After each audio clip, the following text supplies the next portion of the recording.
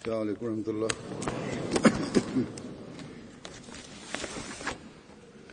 أشهد أن لا إله إلا الله وحده لا شريك له وأشهد أن محمدا عبده ورسوله أما بعد فأعوذ بالله من الشيطان الرجيم بسم الله الرحمن الرحيم الحمد لله رب العالمين الرحمن الرحيم مالك يوم الدين إياك نعبد وإياك نستعين اهدنا الصراط المستقيم صراط الذين أنعمت عليهم غير المغضوب عليهم ولا الضالين. हज़रत मसीह मऊद अलैहिस्सलाम फरमाते हैं कि याद रखो कि इंसान को चाहिए कि हर वक्त Bismillahirrahmanirrahim. Halifa mtukufu ayyadahullah ta'ala bin Nasr Aziz anasema kwamba Sayyidina Ahmad alayhi salatu wassalam anasema kwamba kumbukeni, manadamu anatakiwa kila wakati na katika kila hali aendelee kufanya maombi. Na ya pili ni kwamba amma bi ni'mati rabbika fahaddis, afuate amri hii ya Mwenyezi Mungu. Amesema tunatakiwa tueleze neema za Mwenyezi Mungu alizotupatia. Kwa sababu ya hii mapenzi ya Mwenyezi Mungu yanaongezeka, na kwa sababu ya hii jazba na shauku ya utii inaongezeka. Halifa mtukufu anasema kwamba sisi tunaona nadhara ya neema na fadhila za Mwenyezi Mungu kila siku,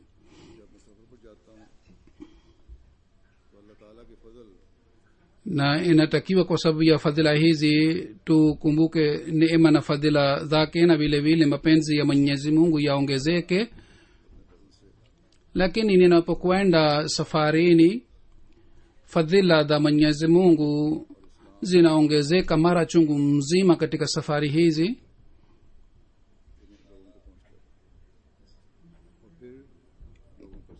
Allah subhanahu wa ta'ala kwa fadhila zake anaweka baraka katika mipango zote, na ujumbe wa Islam unawafikia watu kwa wingi sana, na watu wanaathirika pia kwa sababu ya hii. Majuzi nilipokwenda kutembelea Germany, na lengo la safari hili lilikuwa kuhudhuria mkutano wa mwaka wa Germany. Lakini pamoja na mpango huu, Mwenyezi Mungu anatupangia mipango mingine ambayo inasababisha kutambulisha mafundisho ya Islam na kuwafikishia ujumbe wa Islam, kama alivyosema Sayyidina alayhi salatu wassalam kwamba manadamu katika kila hali anatakiwa aendelee kufanya maombi. Bila shaka sisi hatuwezi kuchukua hatua hata moja bila hii. Tunatakiwa tufanye maombi kwa moyo safi, na Mwenyezi Mungu atuendelee kutupatia nafasi ya hii. Kisha amesema Sayyidina alayhi salatu wassalam kwamba pamoja na maombi, Mwenyezi Mungu kwa kuonyesha fadhila zake anapotupatia fadhila zaidi kuliko maombi yetu. Katika hali hii kukumbuka neema za Mwenyezi Mungu na kueleza neema zake inakuwa muhimu zaidi kuliko zamani. na kitu hiki kinatia mapenzi ya Mwenyezi Mungu katika mioyo za waaminio.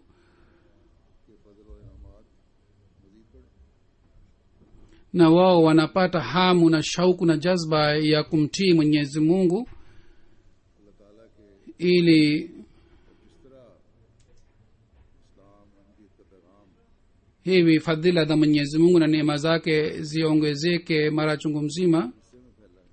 Basi katika mkutano wa mwaka wa Germany na katika mipango mingine, katika hafla zingine, fadhila za Mwenyezi Mungu zilizofika na ujumbe wa Uislamu uliofika katika kona zote za nchi, jambo hili linatukumbusha kuhusu hii kwamba sisi tueleze neema hizi za Mwenyezi Mungu. Hasusan jumuiya ya Germany inatakiwa itoe shukrani sana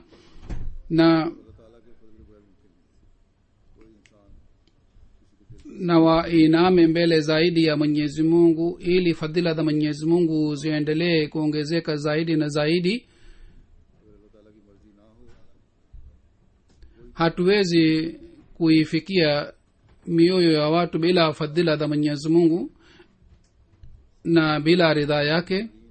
Hata kama mtu anafanya juhudi sana, ikiwa hakuna ridhaa ya Mwenyezi Mungu, ujumbe wowote hauleti faida yoyote.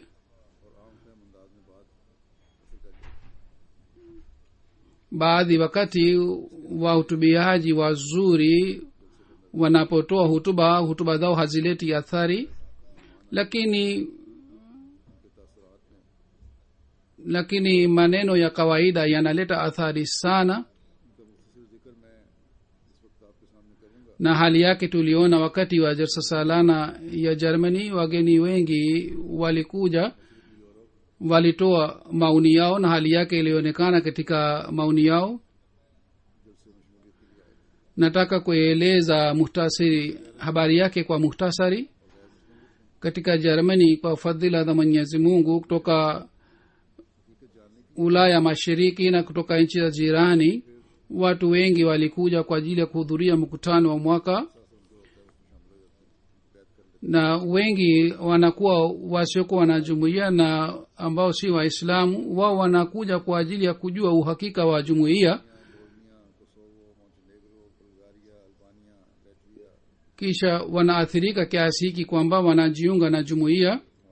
Mwaka huu pia wageni walikuja kuhudhuria mkutano mwaka kutoka Macedonia, Bosnia, Kosovo, Montenegro, Bulgaria, Albania, Russia, Hungary, Lithuania, Croatia na Slovenia. Katika nchi hizi wageni walikuja. Vile vile kutoka katika nchi za jirani kama Belgium, Holland, France, Spain, Italy. Katika nchi hizi pia wanajumuia wapya na wasiokuwa wanajumuia walikuja kuhudhuria mkutano wa mwaka.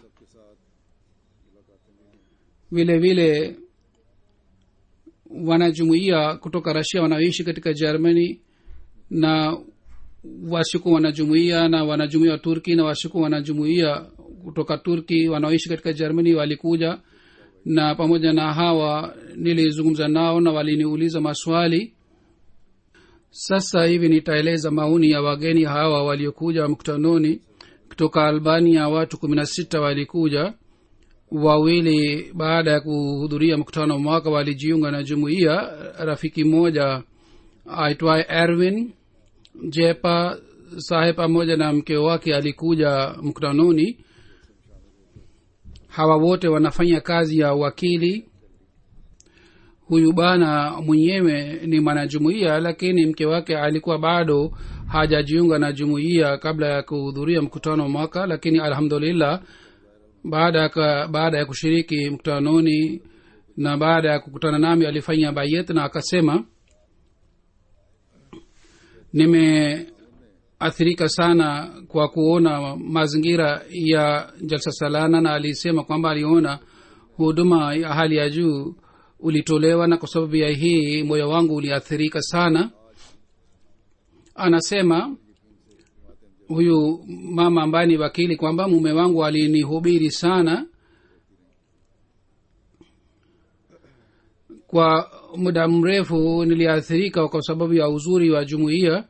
lakini leo kwa yakini kamili inajiunga na jumuiya.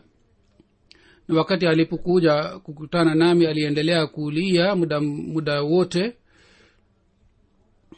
Huyu mwanamke si mzee sana, bali ni katika umri wa ujana.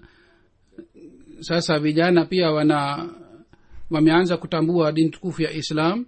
Rafiki moja Ibrahim Tarshula Saheb, wakati alipokuja kukutana nami, wakati ule alitangaza kwamba yeye anajiunga na jumuiya, kwa hiyo akafanya bayat na akajiunga na jumuiya. Anasema nimechelewa sana kuamua, lakini leo kwa yakini sana najiunga na jumuiya na uamuzi wangu ni sahihi kabisa. Kutoka Kosovo kuna bana moja aliyekuja, bana Agrawal Saheb. Yeye anasema mwaka jana nilikuja mkutanoni, lakini mwaka huu nimeona kwamba maandalizi ya jalsa salana yalikuwa mazuri zaidi kushinda mwaka jana, na mabadiliko haya ni kwa fadhila za Mwenyezi Mungu. Huzuri anasema usimamizi unatakiwa umshukuru Mwenyezi Mungu kwa sababu ya hii, na uendelee kuboresha maandalizi zaidi na zaidi, na wanatakiwa waongeze shukrani yao. Kutoka Macedonia pia watu 62 walikuja mkutanoni. Miongoni mwa hawa 14 walikuwa Wakristo na 27 walikuwa si wanajumuiya, lakini walikuwa Waislamu. Walikuja kwa mbali wa kilomita 2000 na walitumia masaa 36. Miongoni mwa hawa wawili walikuwa waandishi wa habari. Waliendelea kupiga picha ya mkutano wa Germany na walichukua interview pia za watu kadhaa, na wanasema kwamba wataonyesha katika TV yao baada ya kurudi. Mgeni mmoja aliyekuja kutoka Macedonia, yeye akasema kwamba kwa kushiriki katika mkutano wa mwaka, mimi narudi na kumbukumbu zake. Kazi ya jalsa salana ni aina hii kwamba idara yoyote haiwezi kufanya kazi hii, bali mimi nasema kwamba hata nchi kubwa haiwezi kufanya maandalizi kama wanajumuiya walifanya. Kisha kuna bana moja wa Macedonia anasema kwamba mara ya kwanza nimekutana na watu wazuri kiasi hiki. Mimi nimeathirika sana na ujumbe wa Islam niliopata katika mkutano huu. Ujumbe ulioandikwa katika ukuta, haya si maandiko tu, bali nyinyi mnafuata maandiko haya, na mimi nimeathirika sana kwa sababu ya mambo haya. Kisha kutoka Macedonia kuna mgeni mmoja, yeye anasema mimi ni mwandishi wa habari na mimi nimeshiriki vikao wingi sana duniani, lakini kikao hiki kilikuwa kizuri sana. Kila kitu kilipangwa vizuri sana na ilikuwa nidhamu. Kitu kilichoniathiri sana ni hii kwamba watu wote wako sawa mbele ya Mwenyezi Mungu na wote wana subra sana. Hakuna ihtilafu kwa sababu ya taifa mbalimbali na lugha mbalimbali, na jambo hili ni kubwa sana kwangu.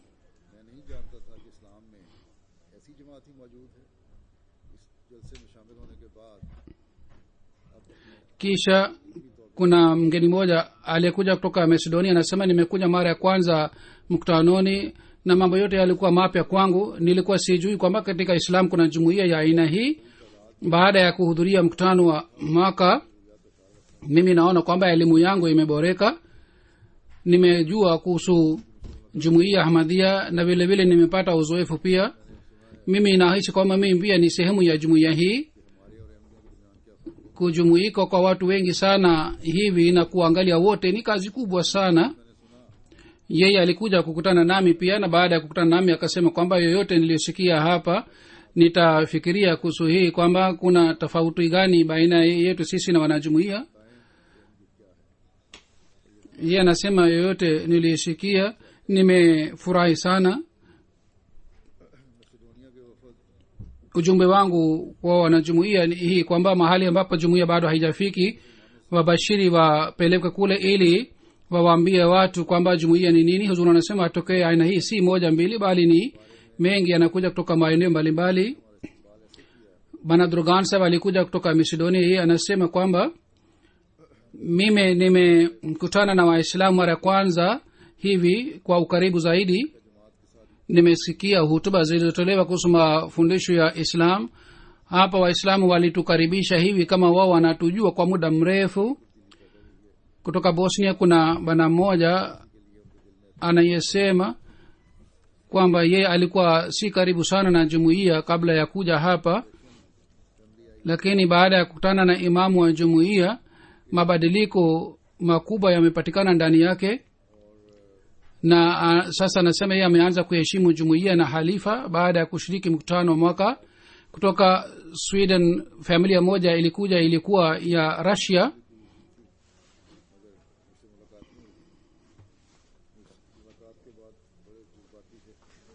bana aitori saheb huyu alikuja pamoja na familia yake. yeye alijiunga na jumuiya 2013 lakini hakuweza kukutana nami. yeye baada ya kukutana nami alikuwa na imani sana na jazba sana, na aliendelea kueleza hali yake hii mara kwa mara kwamba nilikuwa si dhani kwamba nitakutana na halifa, lakini nimepata bahati na nimekutana naye. yeye aliendelea kueleza hii. alikuwa na furaha sana. alikuwa na shida katika mguu wake. wakati wa kuja alikuwa anasema kwamba baada ya masaa mawili kwamba anataka kusimama ili aweze kupumzika kidogo kisha akae tena katika safari. lakini wakati wa kurudi masaa 17 alienda bila kusimama. alipofika nyumbani aliulizwa kwamba imekuwaje. yeye akasema kwamba hii ni baraka ya jalsa salana, kwamba sikuhisi kwamba mguu wangu unaumwa au unaumia. kisha kulikuwa kundi la Croatia. bisipa saheba akasema kwamba kabla ya kuhudhuria mkutano wa mwaka nilisoma kitabu cha imamu wa jumuiya kiitwacho pathway to peace. vile vile katika 2014 nilisikiliza hutuba zote mbili za peace conference. nilikuwa na wazo kwamba halifa anakuwa na mawazo makali kuhusu mambo kadhaa, lakini baada ya kukutana na halifa mawazo yangu haya yaliondoka. bana mzee Isa kutoka Hungary yeye alikuja mkutanoni. yeye aliwahi kufanya kazi katika idara ya polisi. huyu bana anatoa huduma zake katika harambe moja iliyoanzishwa chini ya uongozi wa waziri mkuu wa nchi ya Hungary, na kwa kutumia harambe hii inatoa huduma kwa ajili ya binadamu. yeye ni Mkristo. yeye anasema hivi kwamba mdogo mkubwa kila mmoja alikuwa anamsalimia mwenzake na alikuwa anakutana kwa mapenzi na kwa upendo. mimi sikuelewa lugha yao, lakini kwa kuona athari ya nyuso zao ilionekana kwamba hawa wanagawanya mapenzi na upendo. nimetembelea dunia lakini sikuweza kuona nadhara ya aina hii mahala popote. nimeathirika sana kwa sababu ya mkutano. lazima baada ya kurudi nitawafahamisha ndugu zangu na marafiki zangu pia kuhusu mkutano. kisha kutoka Hungary kuna bwana moja aitwaye Gabur Peter Saheb. yeye ni Myahudi. kuhusu huyu bwana mbashiri wetu anasema kwamba kabla ya kuhudhuria mkutano wa mwaka, wakati nilipokuwa nikizungumza naye kuhusu Islam na kuhusu Yahudi, lakini alikuwa akiuliza maswali mengi sana, lakini baada ya kukutana nami akasema kwamba hawa watu hawasemi tu kwamba mapenzi kwa wote si chuki kwa yeyote, bali nimeshuhudia kwamba hawa wanafuata maneno haya. sasa hii amesema kwamba ikiwa kuna haja ya kitu chochote kule Hungary yeye atasaidia. haya ni mabadiliko ambayo Mwenyezi Mungu anaendelea kuleta katika jumuiya. वैसे Burkina Faso से है लेकिन हंगरी में मुकीम है। वहाँ कुछ अर्सा पहले बैत करके जमात में दाखिल हो गए। अपनी बच्चियों के साथ bwana mmoja aitwa ismail saheb yeye pia alikuja kutoka hungary. Yeye ni mwenyeji wa burkina faso lakini siku hizi anaishi kule hungary. Hivi karibuni alifanya bayat na akajiunga na jumuiya. Alitaka kuja na mabinti wawili. Mke wake ni mwenyeji wa hungary lakini mke wake akasema kwamba mimi sitawapeleka mabinti kwa sababu kule ni waislamu. Kwa hiyo bibi wa mabinti alikuja pamoja nao. Baada ya kuja hapa huyu bana mwenyewe aliathirika sana. Hata bibi wa hawa mabinti pia alipoonyeshwa vipindi kadhaa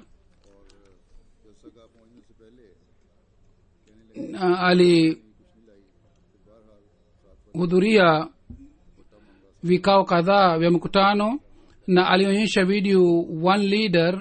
Yeye aliathirika sana kwa sababu ya video hii. Kabla ya kufika katika ukumbi wa jasasalana akasema kwamba hakuleta kitu chochote kwa ajili ya kufunika kichwa chake. Kwa hiyo akaomba shungi kwa mwenzake ili afunike kichwa chake. Alipokuja kukutana nami hali yake ilikuwa ya aina hii kwamba alikuwa na jazba sana na akasema kwamba baada ya kuja hapa maswali yangu yote yameondoka. Kisha kuna mbana moja aitwaye Suleiman Saheb. Yeye ni Central Republic Africa, kutoka Central Republic Africa amekuja. Anasema nilipata mwaliko wa jalsa salana. Nilikuwa nadhani kwamba labda watu kama 100 au 50 watakuja na nitazungumza nao kule kidogo na tutakula chakula kisha wote watarudi majumbani kwao. Lakini baada ya kuja hapa maoni yangu yamebadilika kabisa. Watu walikuwa maelfu na maelfu. Manzari ya jalsa salana ilikuwa ya aina hii kwamba mimi sikuweza kutoka nje. Kila kitu cha hapa kinaleta athari sana na jinsi unayotoa hutuba ni aina yake. Ikiwa mahubiri yanafanywa hivi basi atakayekataa atakuwa mwenye bahati mbaya sana. Kutoka Montenegro kuna bwana moja bana Raghib Saheb anasema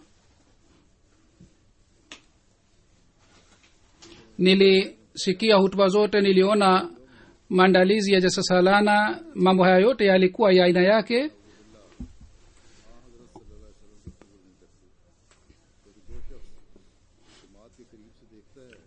vile vile Rajiv Saheb akasema kwamba kutoka Montenegro waislamu wanaamini kwamba jumuiya Ahmadiyya nauzubillah haimkubali mtume Muhammad sallallahu alaihi wasallam, lakini yule anayekuja karibu na jumuiya anashuhudia jumuiya kwa ukaribu zaidi.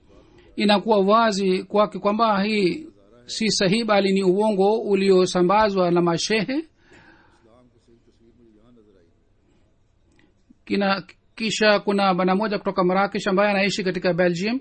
Anasema mimi siwezi kueleza hali ya moyo wangu. Manzari hii ni ya kiroho ya aina hii kwamba imeleta athari ndani ya moyo wangu na picha halisi ya Islam mimi nimeshuhudia hapa. Yeye anasema kwa kumuona halifa na kwa kusikiliza hutuba zake maoni yangu yamebadilika kabisa. Mwenyezi Mungu anijalie nifanye bayat ya aina hii kwamba niwe mtumishi wa dini na niweze kusambaza ujumbe wa Sayyidina Muhammad sallallahu alaihi wasallam duniani. Kuna bwana mmoja ambaye ni mwenyeji wa German Eko Frankel Sahib. Yeye anasema ilikuwa mara ya kwanza kwamba nimejua kuhusu jumuiya Ahmadiyya.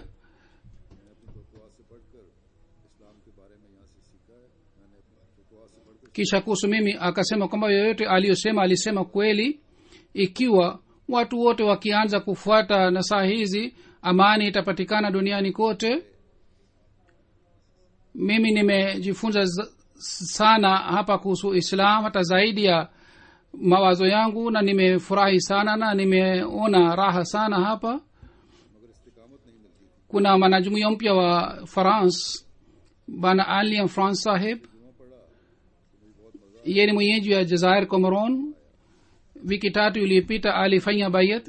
Anasema kwamba nilikuwa mwislamu lakini nilikuwa sipati imara katika imani yangu.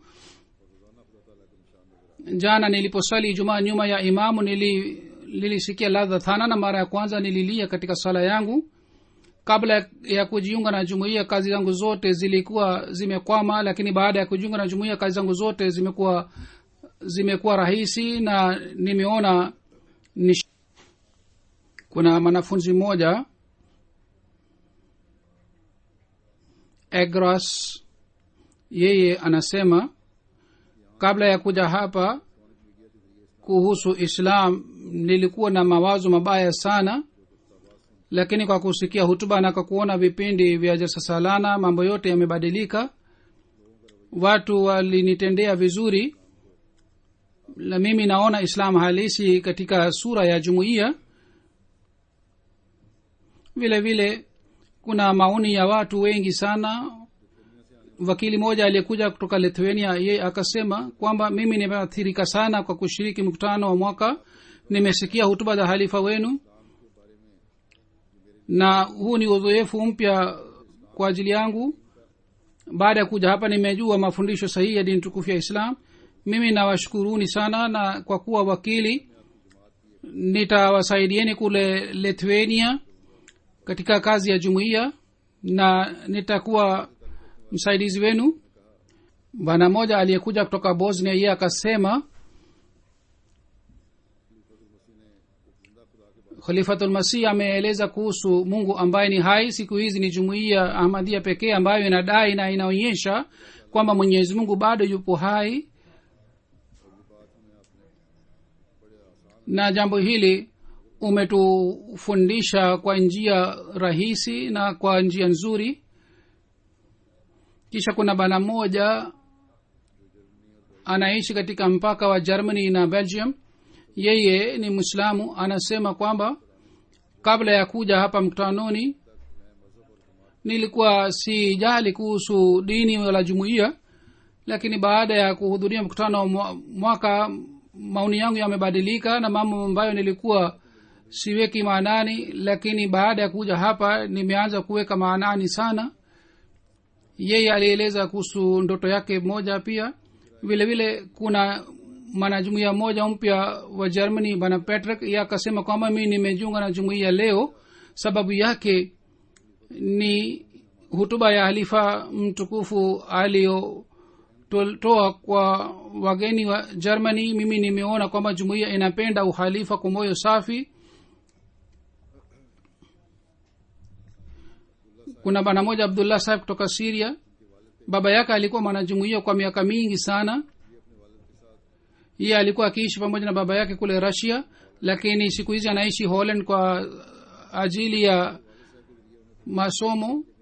Yeye alihubiriwa na baba yake, lakini alikuwa bado hajajiunga na jumuiya.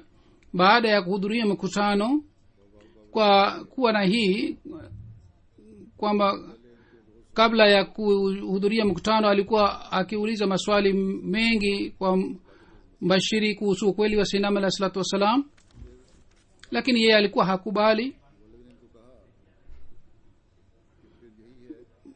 Bashiri akamwambia kwamba sasa unatakiwa ufanye maombi, hakuna njia nyingine. Yeye akasema nafanya maombi pia.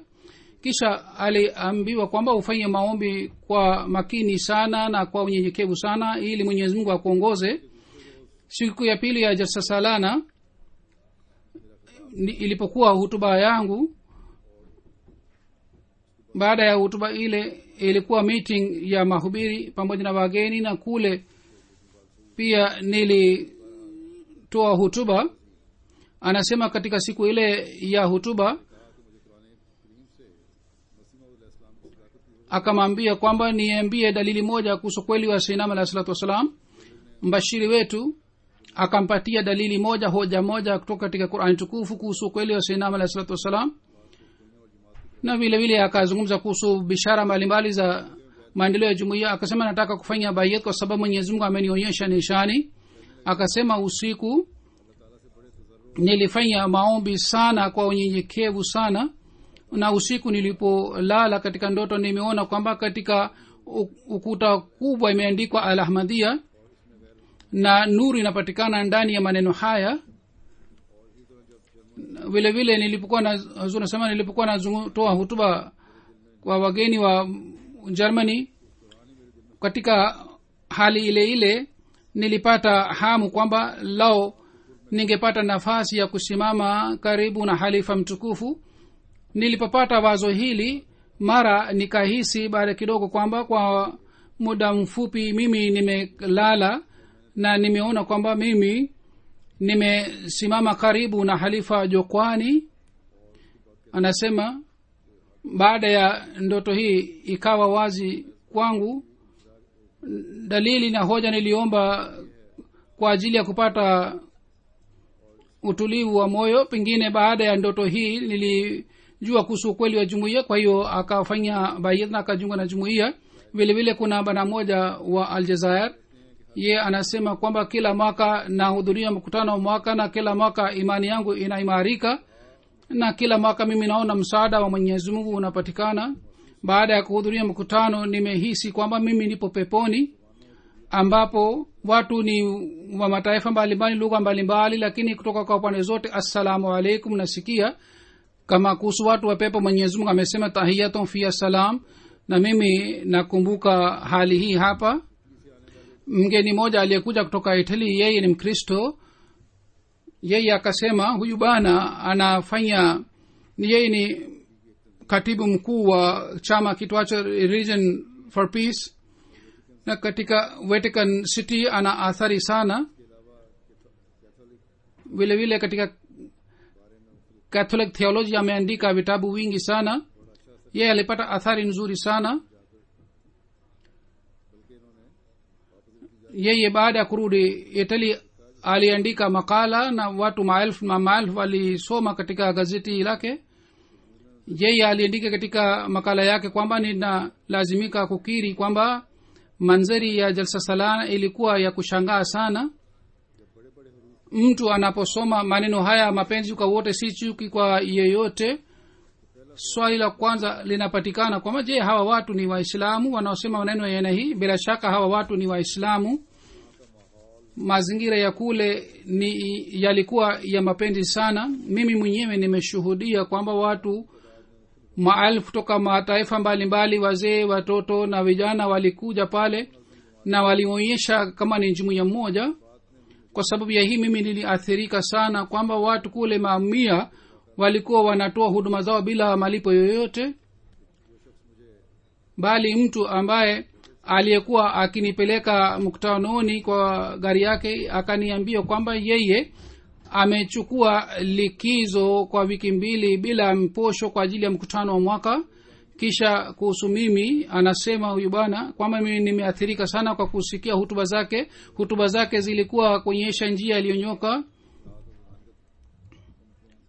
na katika hutuba hili nilipata upendo na udugu na mapenzi. Na huyu bwana aliandika makala hii katika gazeti huko. Kuna daktari mmoja kutoka Syrian, yeye pia alikuja mkutanoni, akasema kwamba mimi sijawahi kuona jumuiya yenye msimamo moja huu. Sisi hatuwezi kuangalia watu 40, lakini watu maelfu wako hapa, lakini hakuna msukumano. mimi naheshimu sana halifa wenu. Anasema nimesoma Barahini Ahmadiyya kikamilifu. Wallahi kitabu kama hiki haikuandikwa hata kama awe mwarabu mwingine. Hazur anasema Mwenyezi Mungu aifungue kifua chake na aweze kujiunga na jumuiya. Hazur anasema kwa fadhila za Mwenyezi Mungu athari nzuri inapatikana. Nimeeleza kidogo tu, na yoyote nilieleza nimeeleza kwa muhtasari wake, lakini baraka za jalsa zinakuwa chungu mzima. vile vile wageni kadhaa wameeleza maoni yao pia kuhusu mambo ya usimamizi, mambo ambayo yanatakiwa yakumbushwe mgeni. Kwa sababu ya haya yeye hazungumzi kuhusu mambo haya, lakini wanawake wawili walikuja hapa. mmoja alikuwa kutoka Albania. yeye alikumbusha kuhusu hii kwamba niliona wanawake walikuwa wanapoteza sana mboga na chapati. huzur anasema ikiwa kuna sifa chungu mzima inatakiwa kosa hili liondolewe, hasusan lajna ya Germany waendelee kukumbusha wale wanakula chakula, waendelee kuwakumbusha kwamba wasipoteze chakula. vile vile mwanamke mmoja alikuja kutoka Macedonia, yeye kuhusu malazi alisema kwamba ilikuwa mbali sana na kila siku tulikuwa tukisafiri sana kwa ajili ya mkutano. Hazuri anasema usimamizi wa Germany unatakiwa ufanye mpango karibu na jalsa salana. vile vile afisa jalsa salana pia aliandika mambo kadhaa. Hazuri anasema kuandika makosa mwenyewe ni sababu ya kuboresha mambo, ni njia ya kuboresha mambo. Kwa mambo haya pia yanatakiwa yazingatiwe. Ya kwanza alisema kwamba watu walikuwa wanatupa takataka sana, walikuwa hawajali. Na Hazuri anasema kuhusu hii pia yanatakiwa waendelee kukumbushana wahudhuriaji wa mkutano. Kisha kuhusu chakula pia wengine walisema kwamba katika langarkhana chakula cha aina moja tu kinapikwa. Wengine walisema kwamba pasta pia ipikwe. Hazuri anasema kwamba hapa wanajumuia wanakuja kwa ajili ya kula chakula cha kiroho. Kwa hiyo wanajumuia hawatakiwa waseme maneno ya aina hii. Chakula chochote wanachokipata wanatakiwa wale, na vile vile chakula cha aina moja tu kitapikwa. Kisha baadhi wakati wasimamizi kadhaa kuhusu mambo kadhaa wanakuwa wakali. Kwa sababu ya hii wengine wanapata udhia. Hazuri anasema angalieni ikiwa kuna mtu mwenye dharura na haja yake ni sahihi, ikiwa mnalazimika kumsaidia kwa kuacha sheria, mnatakiwa mumsaidie. Wasimamizi wanatakiwa wao wazingatie upole. Kwa jumla mwaka huu jalsa salana, usimamizi wa jalsa salana ulikuwa mzuri sana. Ofisa jalsa salana pamoja na wasaidizi wake mwaka huu wamefanya kazi nzuri sana. Makosa madogo madogo yanapatikana katika kazi ya aina hii kubwa. Muendelee kuchunguza na inshallah siku za usoni itaboreka zaidi. Mwenyezi Mungu awapatie ujira mwema wasimamizi wote walifanya kazi kwa bidii sana. Licha ya kuwa na hii kwamba wageni walikuja zaidi kuliko mategemeo, walipewa blanketi na magodoro. Siku ya kwanza walipata shida kidogo, lakini baadaye jambo hili pia lilirekebishwa. Makosa yaliyokuwepo mwaka jana kama ya sauti na mwaka huu kosa hili pia lilirekebishwa. Ilmuradi mimi kama nawatoa shukrani za nawashukuru wasimamizi wote. Kwa hiyo nawashukuru. Pamoja na mkutano wa mwaka, misikiti kadhaa pia ilifunguliwa katika safari hii. Naeleza ripoti yake, taarifa yake kwa muhtasari. Katika mji wa Aachen msikiti ulifunguliwa. Mwenyeji wa Aachen alikuja kule katika sherehe. Yeye akasema kwamba miaka 2-3 nilisikiliza hutuba ya halifa katika European Parliament. Leo nilikuja kwa ajili ya nia hii ili nione kwamba je, halifa anazungumza maneno mazuri mbele ya viongozi wakubwa au katika hafla ndogo ndogo pia anazungumza maneno yale yale, au na kule pia anazungumza mambo ya amani na usalama. Kwa hiyo leo nimesikia hutuba ya halifa, ameeleza mafundisho yale yale aliyoeleza mbele ya viongozi wakubwa. Amesema kwamba tunatakiwa tupendane na tuwe na subra na tunatakiwa tutendeane vizuri. Kwa sababu ya mambo haya yote mimi nimeathirika sana.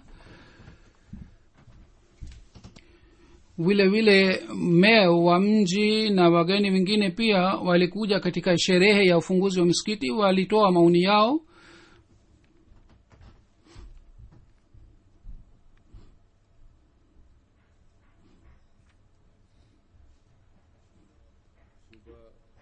Katika mkoa wa Hessen kule pia msikiti moja ulifunguliwa.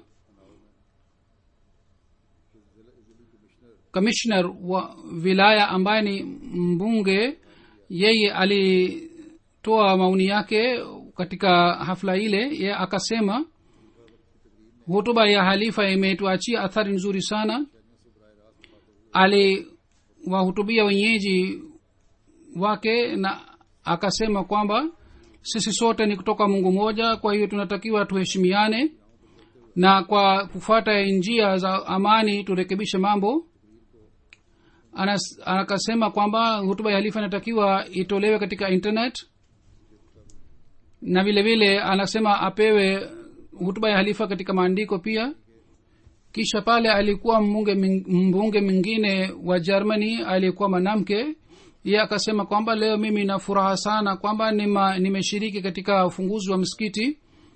Kabla ya hii, wakati msikiti wa Forsheim ulipofunguliwa nilikuwepo pale.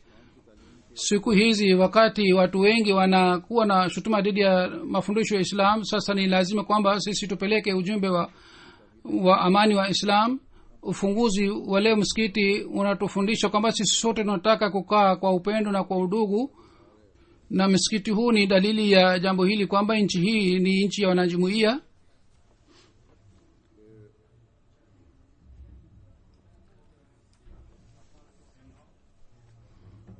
Kisha kuna maoni ya watu wengi sana.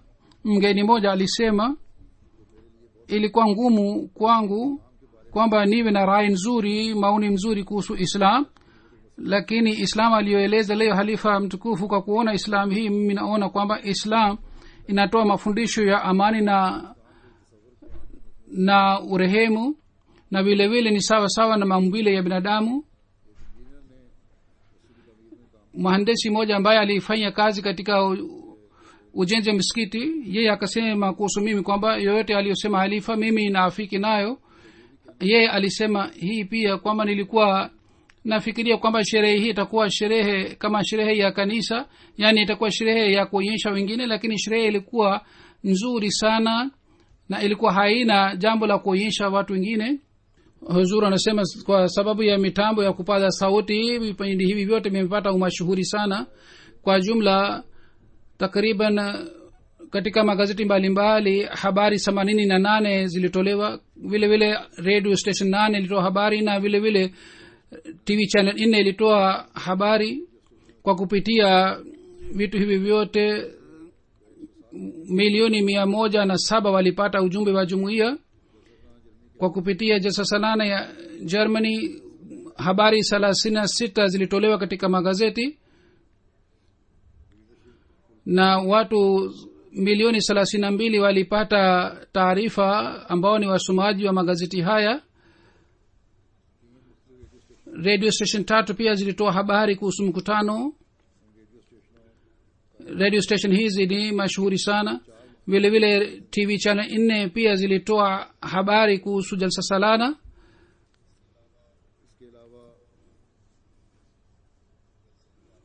Pamoja na hii, katika siku ya mwisho wa jalsa salana mwanamke mmoja ambaye ni mwandishi wa habari alichukua interview yangu. Itachapwa katika sehemu 2. Gazeti hili ni la online na ni kubwa sana ya Germany, linachapa milioni 17.5, kana kwamba interview yangu ikitolewa mara 2, yani katika magazeti milioni 34 interview hii itatolewa. Kisha kuhusu ufunguzi wa misikiti, katika magazeti 50 habari zilitolewa, na watu 62 milioni walipata habari kwa kupitia magazeti haya. Radio station 2 pia zilitoa habari za ufunguzi wa msikiti. Vile vile TV channel RTL pia ilichukua interview, ilirushwa katika channel hii dakika 2 na sekundi kadhaa. Kisha katika kuhusu ufunguzi wa msikiti wa Aachen, katika magazeti 3 habari ilitolewa. Wasomaji ni zaidi ya 100,000. Kisha jiwe la msingi la msikiti moja liliwekwa. Gazeti la pale, katika magazeti ya pale habari iliyotolewa, wasomaji wa magazeti haya ni milioni 6. Katika Festa ufunguzi wa msikiti ulifanyika. Katika magazeti habari 4 zilitolewa. Wasomaji wa habari magazeti haya ni milioni 2.6. Kisha kuna gazeti moja pale, katika gazeti lile interview yangu ilichapwa. wasomaji wa gazeti hili ni takriban 1.5 gazeti hili linatolewa mara moja kwa wiki na linachapwa kila alhamisi na wasomaji wake ni 1.5 na online pia watu wanaosoma gazeti hili idadi yao ni 5 huyu bana mwandishi wa habari aliyechukua interview yangu ni mwanajumuiya kwa fadhila za Mwenyezi Mungu. Wanajumuiya pia wameanza kuja katika media na kwa kupitia mitambo hii wanafikisha ujumbe wa sinama la Islam. Mwenyezi Mungu aiweke baraka sana katika kazi yao. Basi mkutano wa mwaka ikiwa kwa ajili ya wanajumuiya inaleta maendeleo ya kiroho, hali yake wanajumuiya wanaandika katika barua zao. vile vile wasiokuwa wanajumuiya wao pia wanapata picha halisi ya Islam, na kwa sababu ya hii watu wanajiunga na jumuiya. Na watu walikuwa hawapo tayari kwa ajili ya kufanya bayat, lakini baada ya kukutana nami na kuniuliza swali wakawa tayari kufanya bayat. Basi sisi tutoe shukrani ya fadhila na ihsani gani na gani ya Mwenyezi Mungu ambayo alitufanyia. Mwenyezi Mungu ajalie kwamba sasa jumuiya ziweze kukusanya fadhila hizi, na wale waliofanya bayat hawa na jumuiya waweze kuwaleta karibu, na hivi baraka hizi ziendelee kuenea. Mwenyezi Mungu awajalie baraka wanajumuiya wote walihudhuria mkutano wa mwaka, na atujalie sisi sote tuwe wenye kutoa shukurani za dhati. Halifa mtukufu anasema baada ya swala nitaswalisha jeneza moja ghaibu ya Bi Rashida Begum Sahiba, mke wa Muhammadin Sahib Badar Darwesh wa Qadian, tarehe mosi wa Juni 2015 katika umri wa miaka 77 alifariki. Inna lillahi wa inna ilaihi rajiun. Alikuwa mwenyeji wa Karnataka.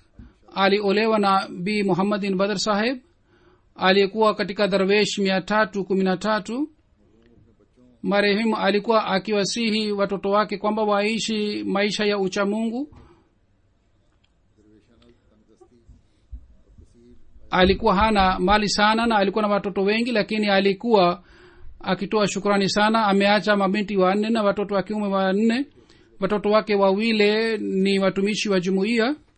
Bana Bashara Sahib Badar ni naib sadar umumi na vile vile ni bashiri, na bana Tahira Badar ni naib nazir Baitul Mal wa matumizi, na mke wake mmoja Munira Sahib ni wakili ala wa Tahrika Jadid, na mke wake mwingine bana Shamsuddin ni mwalimu wa jumuiya. Marehemu alikuwa Musia, amezikwa katika Bahishti Makbara wa Qadian. Mwenyezi Mungu amghufirie marehemu na apandishe madaraja yake na ampatie nafasi katika pepo ya ridha yake.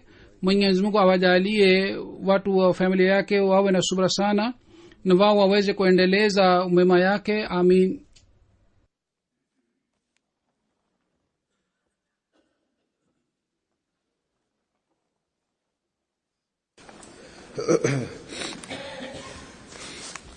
Alhamdulillah. Alhamdulillah nahmaduhu wa nasta'inuhu wa nastaghfiruhu wa nu'minu bihi wa natawakkalu alayhi wa na'udhu billahi min shururi anfusina wa min sayyiati a'malina.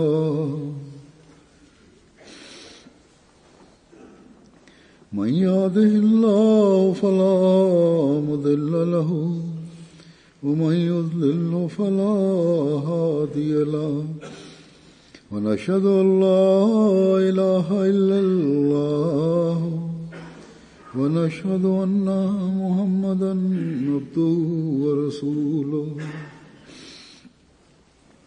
عباد الله رحمكم الله إن الله يأمر بالعدل والإحسان وإيتاء ذي القربى وينهى عن الفحشاء والمنكر والبغي يعظكم لعلكم تذكرون اذكروا الله يذكركم وادعوه يستجب لكم ولذكر الله أكبر